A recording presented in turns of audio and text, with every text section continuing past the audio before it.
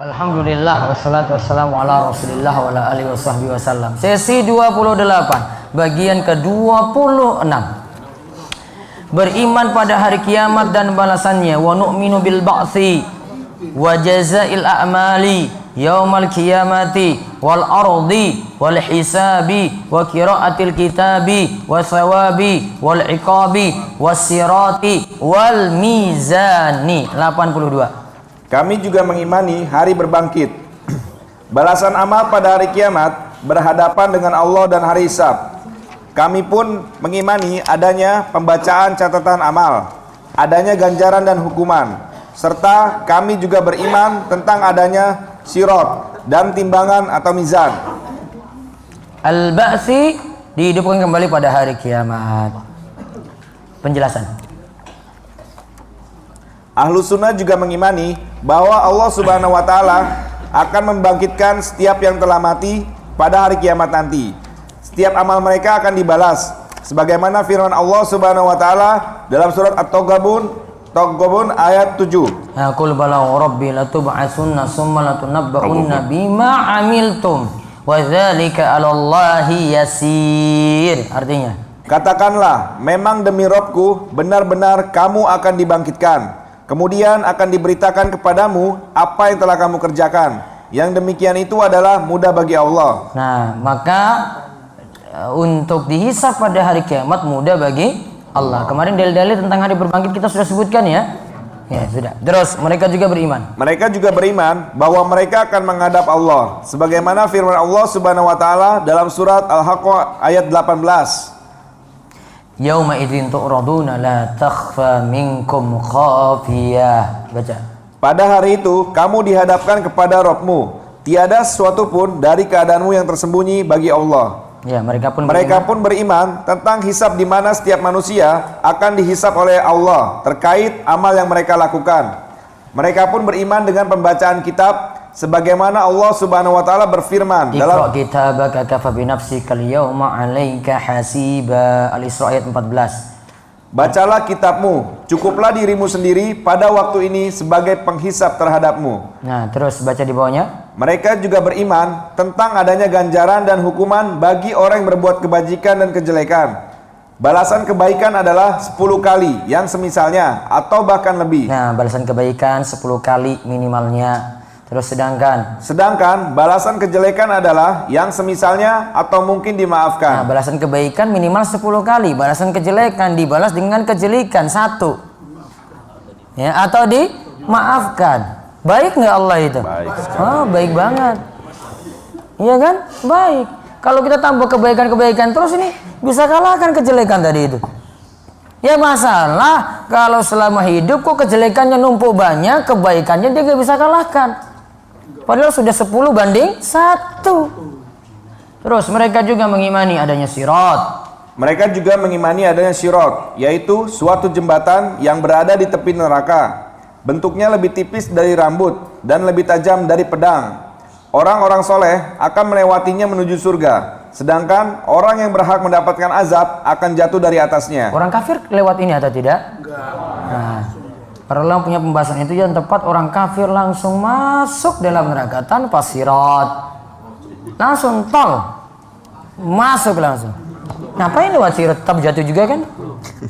Lihat catatan kaki 159, hal ini sebagaimana terdapat dalam hadis. Annal jisra adaku minasya'arati wa ahaddu minasayfi. Jembatan sirat lebih tipis dari rambut dan lebih tajam dari pedang. Logika nggak masuk di sini, mau lewati itu. Apalagi pakai berat bobot badan nggak bisa. Iya kan? Logika nggak masuk. Apa tugasnya? Imani. Logika nggak masuk ini dalam hal ini nih. Lewati kayak gitu gimana ya? Mungkin nggak ya? Yakini. Nggak mungkin di dunia, akhirat mungkin sekali. Orang-orang soleh akan melewatinya menuju surga. Berarti dibentangkan di atas neraka menuju surga. Nanti di situ ada penghalang-penghalang namanya kalalib. Ada orang yang terhalang dengan kalalib, ada yang jatuh, ada yang jalannya super cepat, kilat. Ada yang lambat lah, dia lebih lambat lagi, dia lari cepat. Ada seperti orang jalan, ada seperti kalau bayi itu apa dengan bokongnya itu apa? Ngesotnya, jalan pelan-pelan kayak gitu sampai ke sana. Ada yang nggak selamat. Terus sekarang mizan, mereka juga mengimani adanya mizan. Mereka juga mengimani adanya mizan atau timbangan yang akan menimbang amalan setiap hamba. Nah lihat catatan kaki 160. Para ulama berselisih apakah yang ditimbang adalah amalannya, catatan amal, atau orangnya itu sendiri. 3 berarti ya, amalannya yang ditimbang, catatan amalnya, atau orangnya itu sendiri yang ditimbang. Terus pendapat yang paling tepat? Pendapat yang paling tepat adalah bahwa yang ditimbang adalah amalannya. Namun yang terkadang ditimbang adalah catatan amalannya, seperti terdapat dalam hadis bitokoh tentang orang yang memiliki kartu la ilaha illallah. Nah, seperti tadi saya cerita tadi ya. Terus atau terkadang pula yang ditimbang adalah orangnya itu sendiri. Sebagaimana Nabi SAW mengatakan mengenai Ibnu Mas'ud, sungguh kedua betisnya ini lebih berat dari Gunung Uhud. Nah, apa yang dibilang situ? Betisnya. Berarti anggota badannya kan yang ditimbang. Namun karena Ibnu Mas'ud punya amalan luar biasa, maka ada kadang ditimbang itu amalannya, catatan amal, atau orangnya itu sendiri. Terus timbangan tersebut adalah, lanjut di atas tadi. Timbangan tersebut adalah timbangan yang hakiki. Amalan kebaikan akan diletakkan pada daun timbangan yang satu, sedangkan amalan kejelekan pada daun timbangan lainnya. Ya, sekarang ya amalan kebaikan daun timbangan satu. Tadi seperti saya jelaskan tauhid di daun timbangan satu, kejelekan di daun timbangan yang lain. Terus sekarang surga dan neraka itu makhluk yang terus kekal. Wal jannatu wan naru makhluqatan la tafnayani abadan wa la tabidani fa inna Allah ta'ala khalaqal jannata wan nara qabla al khalqi wa khalaqa lahuma ahlan faman syaa'a minhum ilal jannati fadlan minhu wa man syaa'a minhum ilan nari adlan minhu wa kullu ya'malu lima qad furigha lahu wa sa'irun ila ma khuliqa lahu. Baca 83. Surga dan neraka adalah dua makhluk yang kekal, tak akan punah dan binasa. Sesungguhnya Allah telah menciptakan keduanya sebelum penciptaan makhluk lain, dan Allah pun telah menciptakan penghuni bagi keduanya. Barang siapa yang Allah kehendaki untuk masuk surga, maka itu adalah karunia darinya. Barang siapa yang Allah kehendaki untuk masuk neraka, maka itu adalah keadilan darinya. Masing-masing akan beramal sesuai dengan yang ditetapkan baginya, dan akan menuju tempat yang telah menjadi ketetapan baginya. Nah, jadi sini poin tentang surga dan neraka dan siapa penghuninya di dalamnya. Intinya surga dan neraka itu kekal abadi. Penghuninya nantinya yang sudah masuk surga akan kekal abadi juga, yang nanti neraka setelah al-maut itu disembelih. Jadi nanti ada istilah al-maut itu disembelih, diwujudkan dalam bentuk domba lalu disembelih, maka yang sudah masuk surga akan kekal selamanya, yang di neraka akan kekal selamanya dalam neraka. Terus penjelasan. Kami juga mengimani adanya surga dan neraka. Keduanya adalah makhluk dan telah ada sekarang ini. Ya, telah ada sekarang ini. Maka di antara hadis yang menyebutkan tentang neraka, ketika cuaca sangat panas sekali, maka itu min fihi jahannam, min fihi jahannam. Itu di antara panasnya neraka jahannam. Berarti neraka jahannam sudah ada. Juga ketika musim dingin, itu hawa dinginnya neraka juga. Karena neraka punya dua hawa, dua nafas, itu yang panas dan yang dingin. Panas sangat-sangat panas, dingin sangat-sangat dingin membeku. Terus surga adalah tempat tinggal orang yang bertakwa, sedangkan neraka adalah tempat tinggal orang kafir dan orang yang berbuat dosa. Adapun neraka orang-orang yang berbuat dosa tidaklah kekal, sedangkan neraka orang kafir adalah kekal. Nah, bedakan itu. Neraka orang-orang yang berbuat dosa tidaklah kekal, adapun neraka orang kafir adalah kekal. Kalau surga cuma untuk siapa tadi? Ya, cuma untuk orang bertakwa. Jadi nggak dibagi-bagi, nanti surganya Yahudi sendiri, surganya Nasrani sendiri, enggak. Ya, nggak dibagi. Ahli kitab sendiri, nanti yang musyrik sendiri gitu, kuburiyun sendiri, enggak. Kalau orang liberal bagi-bagi. Liberal itu bagi tadi, surga untuk orang beriman sendiri, surga untuk yang ahli kitab sendiri, surga untuk ini sendiri gitu. Kacau kayak gitu. Di surga saja jadi berpecah belah. Coba lihat macam-macam kan. Orang liberal itu bagi-bagi. Maka kalau dia nilai orang kafir itu yang punya jiwa sosial yang tinggi, bantu orang, dermawan, tetap harus surga juga. Dia punya surga tersendiri. Ya, itu orang liberal. Terus Allah juga telah menetapkan penghuni untuk masing-masing keduanya. Allah juga telah menetapkan penghuni untuk masing-masing keduanya. Adapun yang akan menjadi penghuni surga, maka dia akan dimudahkan untuk mengerjakan amalan penduduk surga. Adapun yang akan menjadi penghuni neraka, maka dia akan dimudahkan untuk mengerjakan amalan penduduk neraka. Penghuni surga dapat memasuki surga adalah karena karunia Allah. Penghuni neraka dapat memasuki neraka adalah karena keadilannya. Garis bawahi, penghuni surga dapat memasuki surga adalah karena karunia Allah, karunia. Penghuni neraka dapat memasuki neraka adalah karena keadilannya.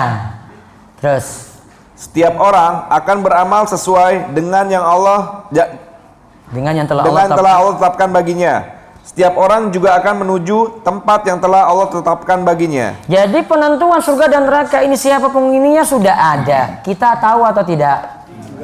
Ilmu gaib. Maka tidak usah mengurus kita masuk surga atau masuk neraka. La yus'alu amma yaf'alu wa hum yus'alun. Allah tidak ditanya apa yang Allah perbuat. Manusia yang nanti akan ditanya. Terus kebaikan dan keburukan termasuk takdir Allah. Baca. Wal khairu wasyarru muqaddarani 'alal ibadi 84. Seluruh kebaikan dan keburukan telah ditetapkan bagi hambanya. Kosakata muqaddarani telah dicatat dan dikehendaki. Penjelasan. Kebaikan dan keburukan telah ditetapkan dan ditakdirkan oleh Allah sebagaimana Allah Subhanahu wa taala berfirman dalam surat An-Nisa ayat 78. Kullum min indillah. Baca artinya. Katakanlah, semuanya datang dari sisi Allah. Nah, kebaikan dan keburukan telah ditetapkan, ditakdirkan oleh Allah. Jadi sudah masuk takdir ya. Namun takdir ini kita tahu atau tidak? Tidak. Terus juga dalam firman-Nya wa nabluukum bisyarri wal khairi fitnatan. Baca artinya. Kami akan menguji kamu dengan keburukan atau musibah dan kebaikan nikmat sebagai cobaan yang sebenar-benarnya. Maka segala kebaikan dan keburukan yang terjadi di alam ini, semua itu berlangsung karena takdir dan kehendaknya. Nah, garis bawahi. Maka segala kebaikan dan keburukan yang terjadi di alam ini, semua itu berlangsung karena takdir dan kehendak Allah. Terus setiap yang Allah kehendaki pasti terjadi, dan setiap yang tidak Dia kehendaki tidak akan terjadi. Nah, sekarang tentang istitoah, kemampuan sebelum dan saat beramal. Istitoah, kemampuan sebelum dan saat beramal. Wal istita'atul lati yajibu bihal fi'lu min nahwi taufiqil ladzi la yajuzu ayyusafal makhluqu bihi fahiya ma'al fi'li wa amal istita'atu min jihati sihhati wal wus'i wa tamakkuni wa salamatul alati fahiya qabla al fi'li wa biha yata'allaqul khitabu wa huwa kama qala ta'ala la yukallifullahu nafsan illa wus'aha. 85. Kemampuan manusia yang ada bersamaan dengan adanya amal adalah seperti taufik yang tidak ada makhluk yang dapat memberikannya. Adapun kemampuan manusia dalam arti kesehatan, tubuh, kelapangan atau kesanggupan, kekuatan dan sehatnya anggota badan adalah kemampuan sebelum melakukan amal. Dengan itulah pembebanan atau kemampuan sebelum amal syariat dikaitkan. Sebagaimana yang difirmankan Allah yang artinya, tidaklah Allah membebani seseorang melainkan batas kesanggupannya. Nah, lihat, kemampuan berarti ada dua ya. Kemampuan manusia yang ada bersamaan dengan amal. Yang kedua, kemampuan sebelum beramal. Yang kita bahas ayatnya di sini, la yukallifullahu nafsan illa wus'aha. Itu kemampuan pertama apa kemampuan kedua? Kemampuan sebelum beramal. Ya, itu kemampuan sebelum beramal. Di sini yang dijelaskan. Coba lihat penjelasan dulu. Istitoah, kemampuan manusia ada dua macam. Istitoah pertama adalah istitoah yang bermakna adanya fasilitas kerja, kemampuan, kesanggupan, kontinuitas untuk mengerjakannya, dan kelapangan untuk melaksanakan yang dituntunkan. Ini semua ada sebelum pekerjaan atau amal. Bahkan dia adalah pokok sebelum adanya pekerjaan atau amal. Lalu akan ada perintah dan larangan sebagaimana Allah Subhanahu wa taala berfirman dalam surat Al-Baqarah ayat 286. La yukallifullahu nafsan illa wus'aha. Allah tidak membebani seseorang melainkan sesuai dengan kesanggupannya. Dan juga firman-Nya la yukallifullahu nafsan illa ma ataha. Allah tidak memikulkan beban kepada seseorang melainkan sekadar apa yang Allah berikan kepadanya. Pembebanan syariat itu terkait dengan adanya istitoah yang pertama ini. Berarti sebelum beramal apa sudah beramal tadi? Sebelum. Ya, sekarang istitoah kedua. Istitoah kedua adalah yang bermakna kemampuan dan kehendak untuk mengerjakan sesuatu. Istitoah yang kedua ini tidak ada bersamaan dengan adanya amal.